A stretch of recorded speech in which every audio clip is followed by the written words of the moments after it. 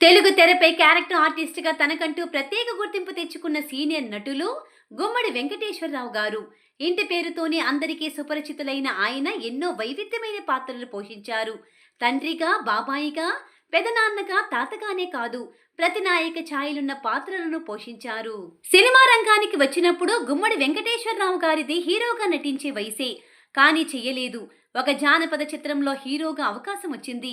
కొన్ని రోజులు షూటింగ్ చిరిగి ఆగిపోయింది. ఆయన తొలి నుంచి వయసు మీరిన పాత్రలే వేస్తూ వచ్చారు. ఆ పాత్రలంటేనే ఇష్టపడేవారు. గుమ్మడి గారి కెరీర్‌లో నటించిన అద్భుతమైన పాత్రల్లో మహామంత్రి తిమ్మరసు ఒకటి.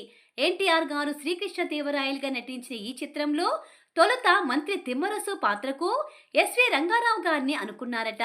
అయితే ఆయన వాచకం, శరీరం ఆ పాత్రను డామినేట్ చేస్తుందని గుమ్మడి గారిని తీసుకున్నారు. ఇదే విషయాన్ని ఎన్టీఆర్ గారికి చెబితే ఆయన కూడా ఓకే అన్నారు. వారి నమ్మకం నిజమయ్యింది. మహామంత్రి తిమ్మరసు పాత్రలో గుమ్మడి గారు ఒదిగిపోయారు. ఇలా ఎన్నో మరుపురాని సాత్విక పాత్రల్లో గుమ్మడి గారు చిరస్మరణీయుడిగా నిలిచిపోయారు. మీరు ఈ సినిమాలకు వచ్చి 3 దశాబ్దాలయ్యింది.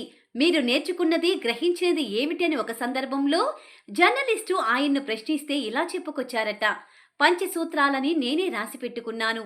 కొంతమందికి రాసి కూడా ఇచ్చాను. మీకు ఇస్తాను చదువుకోండని సైట్లో స్టైల్ కాపీని ఇచ్చారట. అందులో ఇలా ఉన్నాయి: ఈ సినిమా ప్రపంచంలో ధనార్జనే గీటునాయి.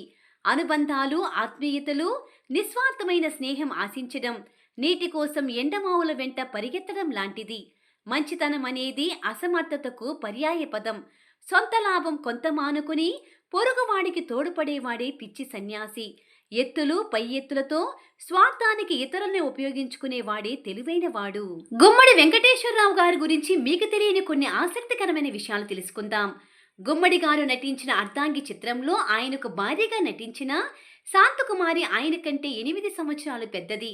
అలాగే ఆయనకు పెద్ద కుమారుడిగా నటించిన అక్కినేని నాగేశ్వరరావు గారు ఆయన కంటే 3 సంవత్సరాలు పెద్ద.